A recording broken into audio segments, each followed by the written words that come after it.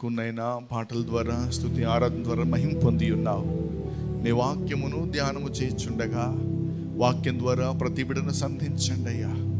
ఆయా వాక్యము నీది, ప్రజలు నీ వారు నిలబడని బట్టి వాడిని సిలువు చాటును మరుగుపరిచి మందరికి కావలసిన వర్తమానం వినగలిగే చెవులు గ్రహించే మనసు ప్రతి హృదయానికి దయచేయమని యేసు పరిశుద్ధ నామమున అడుగుచున్నాము తండ్రి. హల్లెలూయా. దయచేసి అందరం కూడా కూర్చుందాం. మంచిది. ఈ ప్రత్యేకమైన సమయంలో దేవుని మాటలు కొన్ని నిమిషాలు మనం జ్ఞాపకం చేసుకుందాం. బైబిల్ తెరిచి లూకాసు వార్త 21వ అధ్యాయం 36వ వచనం మనం చదువుదాం.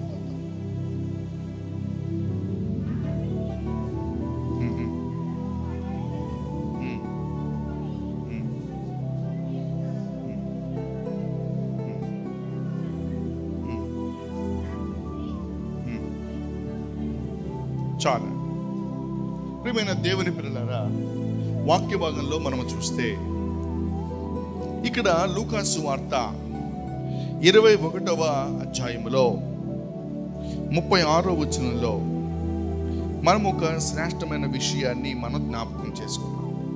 కాబట్టి మీరు జరగబోవు వీటినెల్లా తప్పించుకొని మనుష్య కుమారుని ఎదుట నిలవబడుటకు శక్తి గలవారగునట్లు ఎల్లప్పుడూ ప్రార్థన చేయించు మెలకువగా ఉండుడి అని చెప్పారు. ప్రియమైన దేవులారా, బైబిల్ దాన్ని కనుక మనం చూస్తే మనమందరము కూడా ఒకానొక రోజున మనం ప్రభు ఎదుట నిలవబడవలసిన వారమై ఉన్నాం. యేసు మధ్యాకాశములో ప్రత్యక్షమైనప్పుడు మనమందరము కూడా ప్రభు ఎదుట నిలవబడాలి. కొంచెం మానిటర్ సౌండ్ కొంచెం పెట్టండి. సో ఒక వ్యక్తి ప్రభు ఎదుట నిలబడాలి అంటే అతనికి కొన్ని అర్హతలు ఉండాలి. ఒక వ్యక్తి ఒక ఉద్యోగం చేయాలంటే అతనికి కొన్ని అర్హతలు ఉండాలి. ఈ లోకములో ఏ పని చేయాలన్నా, ఉద్యోగం చేయాలన్నా లేక దేనికైనా కొన్ని అర్హతలు ఉంటాయి. అలాగనే యేసు ప్రభు ఎదుట మనమందరము కూడా ఒకానొక రోజు నిలవబడవలసిన వారమై ఉన్నాం. రెండవ రాకడ రాబోతుంది, సిద్ధంగా ఉంది. Certainly we're in the last days. ఈ సభలు, కూడికలు, సంఘ క్షేమాభివృద్ధి కూడికలు, లేకపోతే రకరకాల కూడికల ద్వారా సంఘము బలపరచబడి ఉజ్జీవింపబడడానికి గల కారణం ఏంటంటే అర్హతను సాధించడం కొరకు. ఒక వ్యక్తి యేసయ్య రాకడలో ఎత్తబడే గుంపులో ఉండే అర్హతను పొందుకోవాలి అంటే సహజంగా ప్రారంభ దినాల్లో సువార్త రూపంలో కొన్ని విషయాలు సంఘానికి మనం చెప్తాం. ఒక వ్యక్తి యేసు ప్రభువుని సొంత రక్షకునిగా అంగీకరించి ఆ వ్యక్తి రక్షణ పొంది యేసయ్యను హృదయంలో చేర్చుకొని హృదయంలో చోటిచ్చి పాపాలు ఒప్పుకుంటే ఆ వ్యక్తి పరలోకంలో చేర్చబడతాడు. మధ్యాకాశములో యేసయ్య ప్రత్యక్షమైనప్పుడు నా పిల్లలు అటు ఇటు తిరగదు, కూర్చోండి, మీరు కూర్చోవాలి, ఎక్కడ వాళ్ళు కూర్చోండి, ఎవరు తిరగవద్దు, అభ్యంతరంగా ఎవరు ఉండవద్దు, ఇంకా మాట్లాడదు పిల్లలు.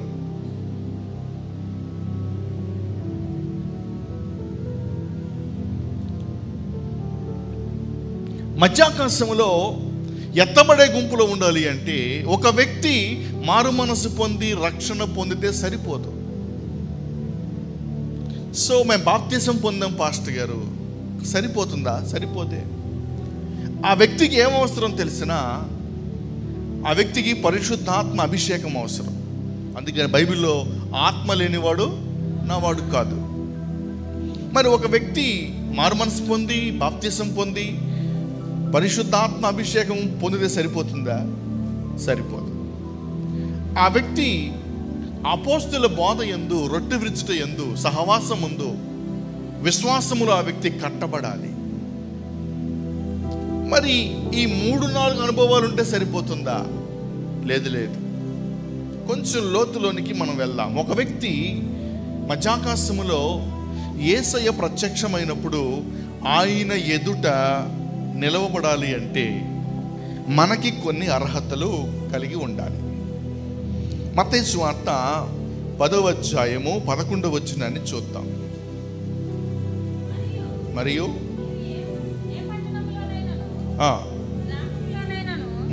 ప్రవేశించినప్పుడు అందులో ఎవడు యోగ్యుడో విచారణ చేసి, అక్కడ ఒక పదం వాడుతున్నాడు. ఏం చెప్పండి? ఎవడు యోగ్యుడో విచారణ చేసి అక్కడ నుండి వెళ్ళు వరకు అతని ఇంటనే బస చేయుడి. అక్కడ వాడిన పదం ఏంటంటే ఎవడు యోగ్యుడైన వాడు, యోగ్యుడు, అర్హుడు, అర్హత కలిగిన వాడు. సో క్వాలిఫికేషన్, అర్హతలు.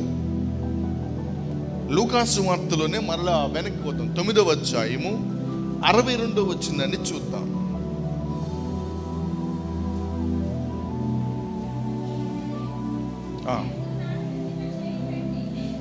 యేసు అంటున్నాడు, నాగటి మీద చెయ్యి పెట్టి వెనక తట్టు చూచువాడెవడును దేవుని రాజ్యానికి పాత్రుడు కాదని వారితో చెప్పాను. దేవుని పిల్లరా, బైబిల్ గ్రంథంలో మనము చూస్తే ఎవరు యోగ్యులు, ఎవరు అర్హులు, ఎవరు అర్హత కలిగి ఉంటారు? అక్కడ అర్హులు అనే పదాన్ని వాడాడు.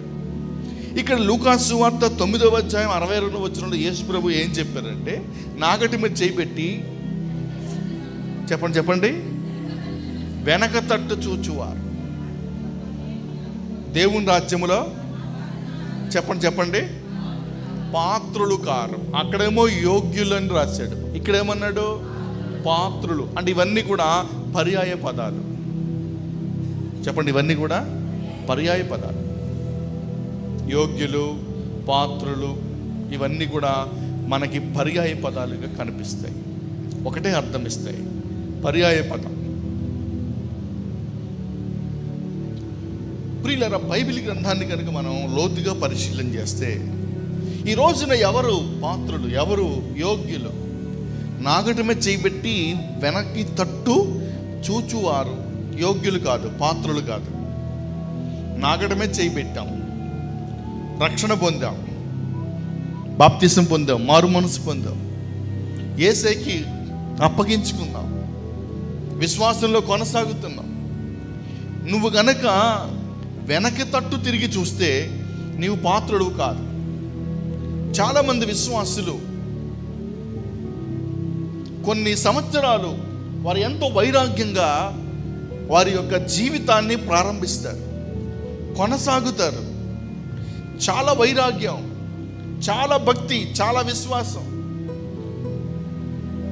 వారి పరుగు సామాన్యంగా ఉండదు. వారి పరుగును చూస్తే అన్యులకు ఏమనిపిస్తుంది అంటే యేసయ్య రెండవ రాకడ సమీపంగా ఉందేమో అనిపిస్తుంది. ఇలా ఎందుకంటే వారు ఎలాగున్నారంటే వాళ్ళు కిలోమీటర్ రాళ్ళు ఉంటాయి మనకి రోడ్డు ప్రక్కన, కిలోమీటర్లు చూపించే రాళ్ళు మాదిరిగా విశ్వాసులు కొంతమంది పరుగులో ఉన్నారు. అంటే ఇక్కడి నుంచి మనం ఖమ్మం వెళ్తున్నాం, ఖమ్మం వెళ్తే మనకి 18 కిలోమీటర్లు అని చూపిస్తుంది. తల్లంపాడు ఆ ప్రాంతానికి వెళ్ళేసరికి అక్కడ కిలోమీటర్ యొక్క నెంబర్ మారిపోతుంది. దాని అర్థం ఏంటంటే ఇంకా 10 కిలోమీటర్లే ఖమ్మం ఉన్నదని అర్థం. పొన్నికల్ వెళ్ళేసరికి అక్కడ ఇంకొక కిలోమీటర్ రాయి కనిపిస్తుంది. దాని అర్థం ఏంటంటే ఇంకో 7 కిలోమీటర్లే ఉన్నది. కోదాడ క్రాస్ రోడ్డు వెళ్తే అక్కడ ఇంకొక రాయి కనిపిస్తుంది, అప్పుడు మనకు 5 కిలోమీటర్లే చూపిస్తుంది. వరంగల్ క్రాస్ రోడ్డుకి వెళ్తే మారిపోతుంది. అంటే కిలోమీటర్ రాయి ఏం చూపిస్తుంది అంటే దగ్గరికి వచ్చేసాం అని చూపిస్తుంది. విశ్వాసులు కొంతమంది ఎలాగో ఉంటున్నారు అంటే కొంతమంది ఎలాగ ఉన్నారు అంటే పూర్వ దినాల్లో, అంటే పూర్వం అంటే గడిచిన సంవత్సరాలు ఎలాగ ఉన్నారంటే వారు కిలోమీటర్ల రాయి మాదిరిగా అనేకులకు పరలోక రాజ్యం సమీపంగా ఉన్నది అనే వైరాగ్యాన్ని వారు చూపించే కిలోమీటర్ రాయి మాదిరిగా వారు ఉన్నారు ఒకప్పుడు. అయితే ఇప్పుడు ఏమైంది తెలిసిన, వారి జీవితాల్లో వారి పరుగు ఆగిపోయింది. మరి కొంతమంది వారి యొక్క పరుగులో స్పీడ్ తగ్గింది, వైరాగ్యము తగ్గాది, ప్రార్థన జీవితం తగ్గింది, దేవుని యొక్క సన్నిధిలో ఉపవాస ప్రార్థన తగ్గిపోయాది. లేదు, కారణం ఏంటంటే వారంట నాగడమే చేయి పెట్టారు, వెనుదిరిగారు, వెనక్కి చూశారు. లోతు భార్యను మనము చూస్తాం. లోతు భార్య ఏం చేసింది తెలిసిన, దేవుడు అన్నాడు, ఏమన్నాడంటే ఇదిగో ఏమాత్రం కూడా నీవు కానీ నీ కుటుంబం కానీ వెనక తట్టు తిరిగి చూడడానికి వీల్లేదు. చాలామంది విశ్వాసులు వెనక్కి తిరిగి చూస్తున్నారు, విశ్వాసంలో కొనసాగుతున్నారు, వైరాగ్యంతోనే ఉన్నారు, పరిశుద్ధంగానే జీవిస్తున్నారు. వారి పరుగు చాలా స్పీడ్గానే ఉంది, మంట చల్లారిపోకుండా పరుగెడుతున్నారు. కొంతమంది విశ్వాసులు ఎలాగున్నారంటే వారిలో మంట తగ్గిపోయింది, వైరాగ్యం తగ్గిపోయాది, చల్లారిపోయారు, ఆత్మలో వారు చల్లారిపోయారు, వెనక్కి తిరిగి చూస్తున్నారు. అంటే దాని భావం ఏంటంటే, మీకు ఇశ్రాయేలీల యొక్క చరిత్ర కనుక చూస్తే, ఇశ్రాయేలీలంట వారు ఐగుప్తు విడిచారు, ఐగుప్తును విడిచి వారు కనానుకి ప్రయాణం అవుతున్నారు. దేవుడు వారి కొరకు చేసిన అద్భుతాలు అన్నింటినీ కాదండి, చాలా అద్భుతాలు ఇశ్రాయేలీల కొరకు దేవుడు జరిగించాడు. ఎన్ని అద్భుతాలు చేశాడండి వారికి మన్నా కురిపించాడు, మంచి నీళ్ళు ఇచ్చాడు, వారికి రాజుతో యుద్ధం చేసి, సేవకుల ద్వారా రాజుతో యుద్ధం చేసి వారందరినీ బయటికి రప్పించాడు. ఎర్ర సముద్రం అడ్డొస్తే ఎర్ర సముద్రం దాటించాడు. వారు ఏ ఆహారం కోరుకుంటే ఆ ఆహారాన్ని ప్రజలకు దేవుడు అనుగ్రహించాడు. వారు మీలాగా కష్టపడలే, మీలాగా వ్యవసాయం చేసి చెమటోడ్చలేదండి. బైబిల్ సెలవిస్తున్న మాట ఏంటి తెలిసిన, వారి యొక్క బట్టలు నలిగిపోలేదంట, చెప్పులు తెగిపోలే. మనకైతే 2 నెలలకు ఒక చెప్పులు అరిగిపోతాయి, 3 నెలలకు ఒక మోడల్ చూస్తాం మనం. ఇంకా 6 నెలలు అయిందంటే ఆ చెప్పులు మన ఇంట్లో కనబడవు. చిన్నప్పుడు చెప్పులు తొందరగా అరిగిపోవాలి, ఎప్పుడు ఈ రబ్బర్ చెప్పులు అని ఇక రోడ్డుకి వేసి రాసుకుంటూ నడిచేవాళ్ళం కదా. ఎందుకని డాడీ మమ్మీ ఏం చేస్తారు, తెగిపోతే మళ్ళీ ఏం చేస్తారు, కొత్త చెప్పులు కొంటారు, నెల నడుస్తారు, చాలా గట్టిగా రోడ్డుకి ఈడ్చి నడిచేవాళ్ళం కదా. వారు చెప్పులు తెగిపోలే, బట్టలు నలిగిపోలే. అంతగా దేవుడు వారిని సంరక్షించి పోషించి కాపాడి చేస్తే వారు ఏం చేసేది తెలిసిన, వారు మోషేకి చెప్తున్నారు ఏమో తెలిసిన, మోషే ఆ ఐగుప్తులో అయితే మాకు కీరకాయలు దొరికాయి, ఐగుప్తులో అయితే వాళ్ళు ఏం చేశారంటే వారు వెనక్కి తిరిగి చూస్తున్నారు. నువ్వు విడిచిపెట్టిన లోకం వైపు చూస్తున్నావేమో, నువ్వు దేన్నైతే విడిచిపెట్టావో దాని వైపు చూస్తున్నావా. అందుకే రాస్తాడు, ఎవరు పాత్రుడు కాదు, ఎవరు అర్హుడు కాదంటే, ఏ వ్యక్తి అయితే వెనక్కి చూస్తాడో, ఏ వ్యక్తి అయితే లోకం వైపు చూస్తాడో, ఏ వ్యక్తి అయితే పాపం వైపు చూస్తావో. బైబిల్ రాస్తాడు, కుక్క తన వాంతికి తిరుగునట్లు అన్నాడు. కుక్క ఏం చేస్తుందంటే తాను ఏదైతే విడిచిపెట్టిందో దాని కొరకు అది ఆశపడుతుంది. అనేక మంది విశ్వాసులు అట్టి మాదిరిగా ఉన్నారు.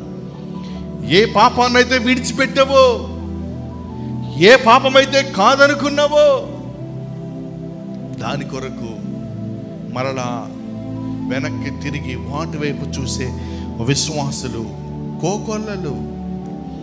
విడిచిపెట్టినటువంటి చెడు వ్యసనాల వైపు, విడిచిపెట్టిన జోదం వైపు, విడిచిపెట్టిన వ్యభిచార సంబంధమైన తలంపుల వైపు ప్రజలు వెనక్కి తిరిగి చూస్తున్న దినాల్లో మనం ఉన్నాం. అటువంటి వారు పాత్రులా కాదు. అటువంటి వారు పాత్రులు కాదు. నువ్వు అనుకుంటావు నేను ఎత్తబడే గుంపులో ఫస్ట్ లైన్లో ఉన్నావు, నీ భ్రమ. సెకండ్ లైన్లో ఉన్నావు, నీ భ్రమ. లాస్ట్ లైన్లో కూడా ఉండవు నువ్వు. ఎందుకని? నువ్వు అర్హుడు కాదు. కారణం ఏంటి? నువ్వు లోకం వైపు చూస్తున్నావు. పాపం నీళ్ళ నుంచి పోలే, లోకాష్ట నీళ్ళ నుంచి పోలే. దేవుడు నిన్ను వేరుపరిచాడే లోకము నుండి. పాప శాపాలు నీ మీద ఏలుబడి చేస్తుండగా, దురాత్మ శక్తులు నీ మీద ఏలుబడి చేయిచుండగా, చేతబడి చిల్లంగి శక్తులు నీ మీద ఏలుబడి చేసి నిన్ను అతలాకుతలము చేయగా, నా దేవుడు వాటన్నిటి నుంచి, పాప శాపాల నుంచి విడిపించి, సంరక్షించి, కాచి కాపాడి నిన్ను ఒక ఉన్నతమైన స్థానంలో ఉంచితే, ఈ రోజున మనం మరలా వెనక్కి పాపం వైపు చూద్దామా? అలాంటి విశ్వాసులు ఉన్నారు, అలాంటి వారు ఉన్నారు. వెనక్కి తిరిగి చూసేవారు. దేన్ని విడిచిపెట్టారో, ఏ పాపాన్ని విడిచిపెట్టారో దాని వైపు చూసే విశ్వాస సమూహం నేటి దినాల్లో ఉన్నారు. వారు పాత్రులు కాదు. నాగడి మీద చేయి పెట్టి వెనక్కి చూసేవారు పాత్రులు కాదు, యోగ్యులు కాదు. ఈ రాత్రి మనం ఒప్పుకొందుము గాక. దేవుడు లోకము నుంచి మనందరూ వేరుపరిచాడు, ప్రత్యేకపరిచాడండి. ఆ ప్రత్యేకపరచడం కొరకు ఆయన చేసిన యాగం ఏంటో తెలిసిన? సిలువ యాగం.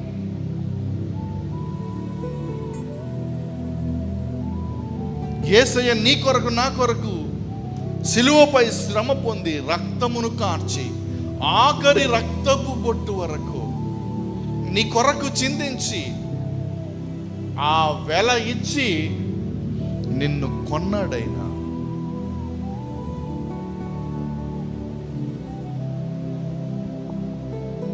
ప్రభువాని కలువరి త్యాగం చూపెనేని పరిపూర్ణతను, నాలో సత్క్రియలో ప్రారంభించిన అల్పవో మేఘవో నీవైతివే. నాలో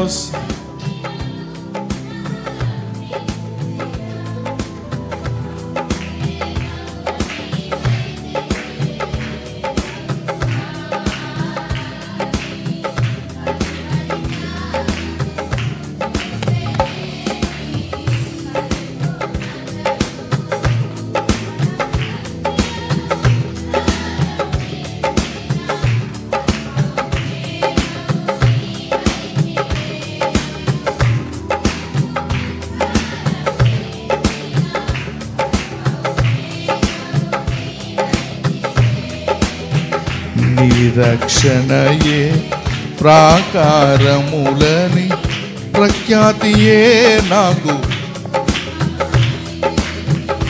నిరక్షణయే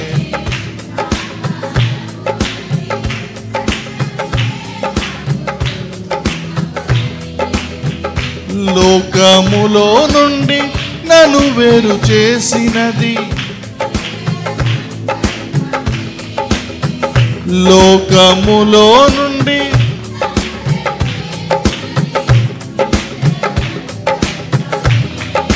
ప్రభువాని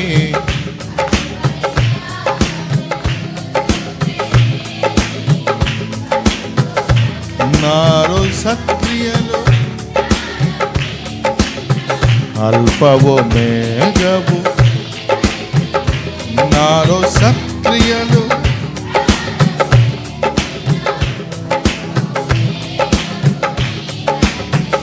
హల్లెలూయా, హల్లెలూయా. ఈ రోజున మన ధ్యానాంశం ఏంటంటే, ఎవరు యోగ్యులు, ఎవరు పాత్రులు? చెప్పండి, ఎవరు పాత్రులు, ఎవరు పాత్రులు, ఎవరు యోగ్యులు అంటారు మీరు? ఎవరు పాత్రులు? అది వెనక్కి తిరగకుండా ముందుకు కొనసాగేవారు. దేవుని రాజ్యమునకు వారసులు, పాత్రలు. దేవునికి స్తోత్రం. లోతు భార్య ఏం చేసింది తెలిసిన? వెనక్కి తిరిగి చూశారు. అందుకని దేవుడు చేయొద్దన్న పని చేసింది. అందుకని వెంటనే ఏమైంది తెలిసిన? ఉప్పు స్తంభం అయిపోయాడు. ఇప్పటికీ ప్రియులారా దాని తాలూకా నమూనా అలాగనే ఉన్నది.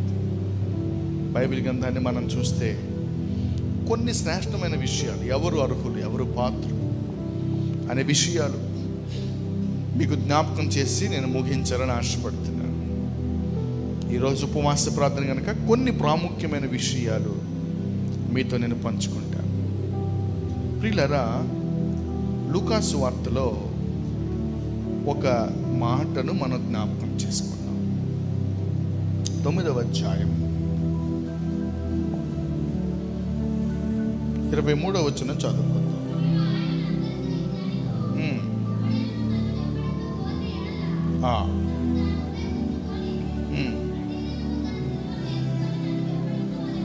యేసు ప్రభు కొందరితో అన్నాడా, అందరితో అన్నాడా?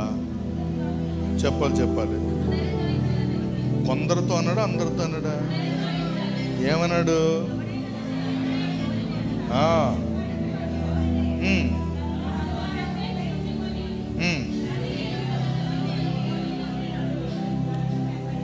అదన్నమాట. మత్తయి సువార్త 16వ అధ్యాయము 24వ వచనంలో కూడా ఇదే మాట. అప్పుడు యేసు తన శిష్యులను చూచి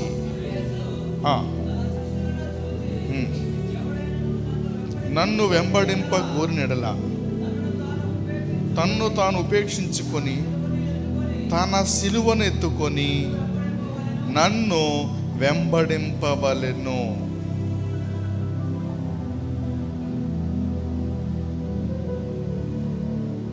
బైబిల్లో మనము చూస్తే యేసు ప్రభు అందరితో ఏమన్నాడు తెలిసిన? ఎవడైనా నన్ను వెంబడింప కోరినెడల తన్ను తాను ఉపేక్షించుకొని ప్రతిదినము తన సిలువను ఎత్తుకొని నన్ను వెంబడించాలి. యేసయ్య అండి మనకి మాదిరి ఉంచి వెళ్ళాడు. ఇప్పుడు అందరూ చెప్పండి, మాదిరి అనండి.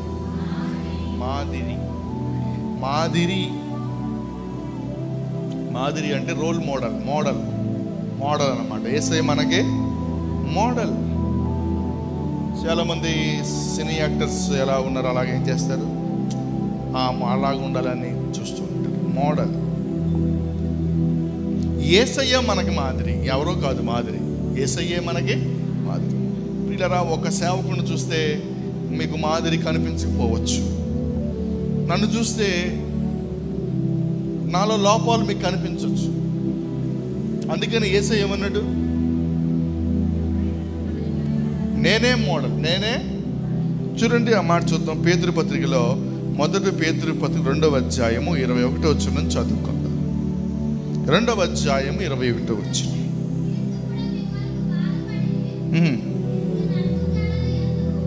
అడుగు జాడలయందు నడుచుకున్నట్లు అదిగో మీకు మాదిరి ఉంచిపోయెను. చాలు.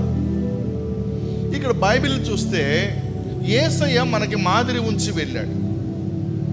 ఇప్పుడు యేసు ప్రభు ఏమన్నారంటే, ఎవడైనా నన్ను వెంబడింపగోరినలా తను ఉపేక్షించుకొని ప్రతిదినము చెప్పండి తన సిలువను ఎత్తుకొని నన్ను వెంబడింపవలెను.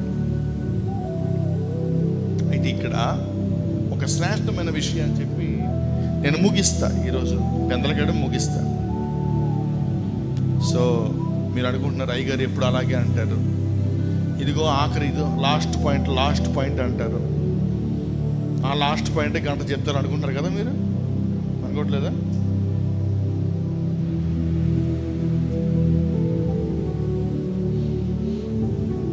చివరికి ఒక మాట, ఆఖరికి ఒక మాట చెప్పి నేను ముగిస్తాను.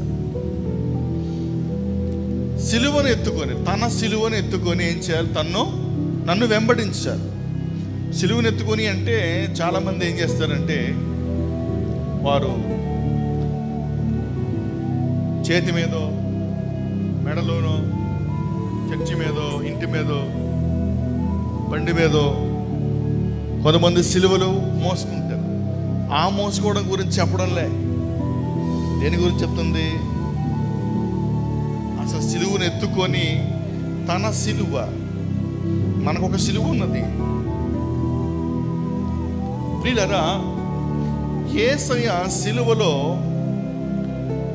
ఆయన పొందినటువంటి శ్రమలు, సిలువలో యేసయ్య 7 మాటలు పలికారు. ప్రాముఖ్యమైన, చాలా మాటలు పలికారు, అందులో ప్రాముఖ్యమైనవన్నీ 7 మాటలు పలికారు. సో వాటిని మనము గుడ్ ఫ్రైడే రోజున ఎక్కువగా ధ్యానం చేస్తూ ఉంటాం. గుడ్ ఫ్రైడే రోజున ఏం చేస్తాం చెప్పండి? వాటిని ధ్యానం చేస్తాం. అయితే మన మీద గుడ్ ఫ్రైడే రోజున వచ్చి ఆ రోజున యేసయ్య సిలువను జ్ఞాపకం చేసుకొని ఆ రోజు ఏదో కొంచెం ఎక్కువ కన్నీరు కాచేసి వెళ్ళిపోవడం కాదు. కానీ అసలు సిలువలో యేసయ్య ఏం చేశారు? సహజంగా ఎవరైనా మరణించిన తర్వాత నీతిమంతుని జ్ఞాపకం చేసుకున్నట ఆశీర్వాదకరం అని చెప్పి వారిని మనం జ్ఞాపకం చేసుకుంటాం. అంటే వారు చేసిన మంచి క్రియలు, మంచి కార్యాలు ఏం చేస్తాం? మనం జ్ఞాపకం చేసుకుంటాం. చెడ్డ కార్యాలు ఏం చేస్తాం? చెప్పండి. చెడ్డ కార్యాలు జ్ఞాపకం చేసుకుంటాం, కానీ లోపలే ఉంటే బయటికి రావు. వస్తాయా? బయటికి రావు. అలా బయటకు వస్తే అయ్యగారి కానుక ఎవరో భోజనం కూడా పెట్టరు. ప్రియమైన సహోదరుడు అసలు ఎక్కువ తాగేవాడు కాదు, అసలు చాలా తాగినా చాలా సైలెంట్గా ఉండేవాడు. అంత మంచి మనిషి ఎక్కడ భూలోకంలో లేడు అని చెప్తారండి. ఏం చెప్తారంటే it is called situational ethics అంటారు. అంటే సందర్భానుసారంగా ఏం చెప్పాలి? సందర్భానుసారంగా కొన్ని మాటలు, వారిలో ఉన్న మంచి మాటలు ఏం చేస్తాం చెప్పండి? మనం జ్ఞాపకం చేసుకుంటాం. నేను ఒక జ్ఞాపకత గుడికి వెళ్తే అక్కడ అదే జరిగింది. ఆయనేమో బాగా డ్రింక్ చేసి తాగి చచ్చిపోయాడు. చచ్చిపోతే అందరూ చెప్తున్నారు ఏమని తెలిసిన, అసలు తాగిన చాలా కొద్దిగా, అసలు తూలేవాడు కాదు, అసలు ఎవరితో గొడవ పెట్టినవాడు కాదు, తాగడమే పెద్ద దరిద్రం, నరకానికి టికెట్ అంది. మళ్ళీ ఏంటంట మంచి చెప్పాడు.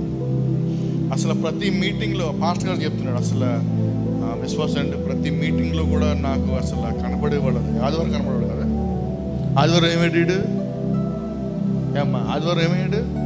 శనివారం ఏడు కనపడ్డావు, తాగుతూ ఉంటాడు. సిచ్యువేషనల్ ఎథిక్స్ అంటారు. కొంతమంది మంచి కార్యాలు చేసేవాళ్ళు ఉంటారు, మంచి విశ్వాసులు ఉంటారు, వైరాగ్యం కలిగిన వాళ్ళు ఉంటారు. సో వాటిని జ్ఞాపకం చేసుకొని వారు ఏదైతే విడిచిపెట్టి వెళ్ళారో దానిని కుటుంబ సభ్యులు ఏం చేయాలి? కొనసాగించాలని చెప్తారు. అయితే ఇక్కడ యేసయ్య మనకి మాదిరి ఉంచి వెళ్ళారు. ఏంటి మాదిరి ఉంచి వెళ్ళారు?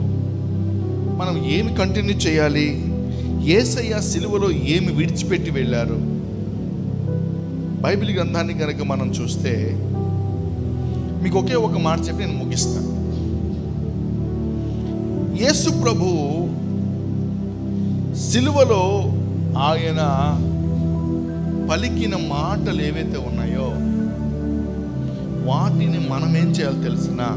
సిలువలో యేసయ్య వాటిని విడిచిపెట్టాడు, మాదిరి ఉంచి వెళ్ళాడు. ఆ 7 మాటల్ని నీవు కంటిన్యూ చేయాలి. నీవు పలకగలిగే స్థాయిలో మనం ఉండాలి. దేవునికి స్తోత్రం. హల్లెలూయా. అర్థమైందా మీకు? ఏం చెప్పండి? యేసయ్య పలికాడు, యేసయ్య పలికాడు. నువ్వు ఎప్పుడు పలుకుతావు మరి? నువ్వు పలకవా అమ్మా? ఓ చిలకమ్మా, పలకవా నువ్వు? నువ్వు పలకవా? నువ్వు చెప్పవా? తండ్రి మీరేమి చేయించున్నారో వీరు ఎరుగరు గనక వీరిని, నువ్వు చెప్పవా? నువ్వు పలకవా? అబ్బాయి మనం పలకం. యేసయ్య పలికాడు, యేసయ్య పలికాడు అని అందరూ చెప్పేవాళ్ళే, కానీ ఎవరికి వాళ్ళు పలికేవాళ్ళు లేరు. అక్కడ ఉట్టి పలకడమేనా ఆచరించే వాళ్ళు ఎవరున్నారు? లేరే.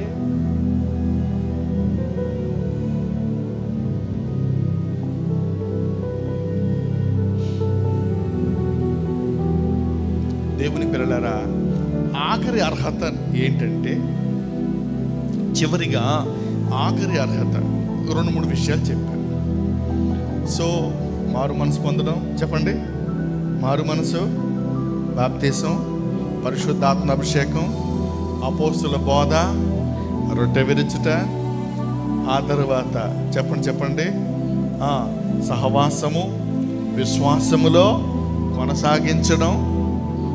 ఇవే కాదు, ఏంటంట, ఎవరు పాత్రులు అంటే బైబిల్ ఏం చెప్తుందంటే, వెనక్కి తిరిగి చూడకుండా, పాపం వైపు ఏ వ్యక్తి అయితే వెనక్కి తిరిగి చూడకుండా యేసు వైపు చూచుతూ తన ఎదుట ఉంచబడిన పరుగు పందెములో ఏ వ్యక్తి అయితే ఓపిక కలిగి ఉంటాడో అలాంటి వ్యక్తులే అర్హులు. ఆ మధ్యాకాశములో అర్హులు ఎవరు? అలాంటి వ్యక్తులు అర్హులు. ఎవరు అర్హులు అంటే,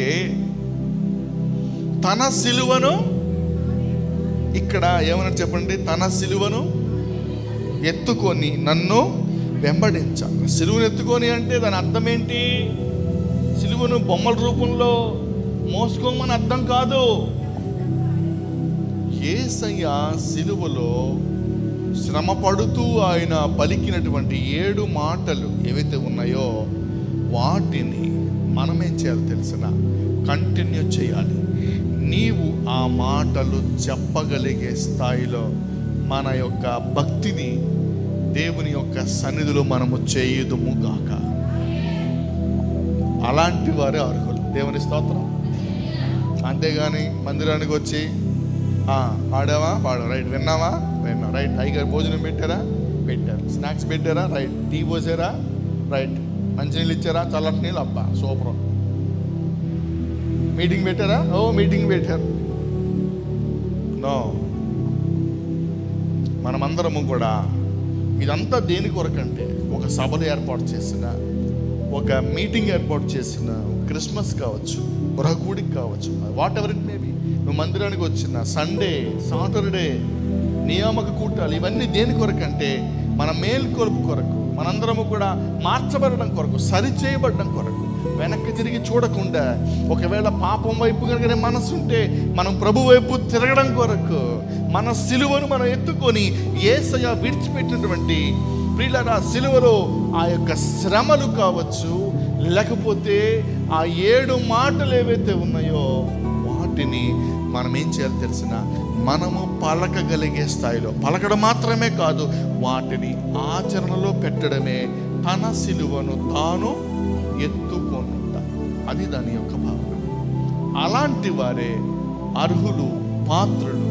దేని కొరకంటే మధ్యాకాశములో యేసయ్య వచ్చినప్పుడు ఎత్తబడే అర్హత ఇవి కలిగిస్తాయి.